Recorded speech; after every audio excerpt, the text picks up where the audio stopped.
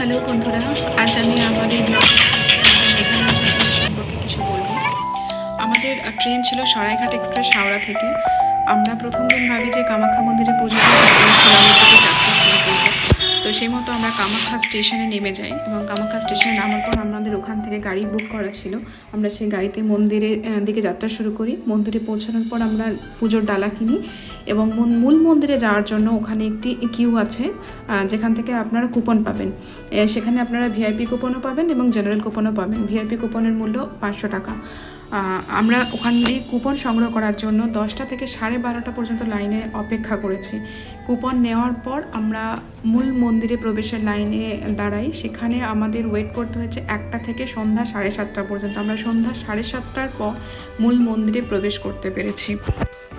ভিড় যে খুব বেশি ছিল তা নয়, কিন্তু এখানে পুজো দেওয়ার সিস্টেমটা আমাদের পশ্চিমবাংলার সমস্ত মন্দিরের থেকে একটু আলাদা।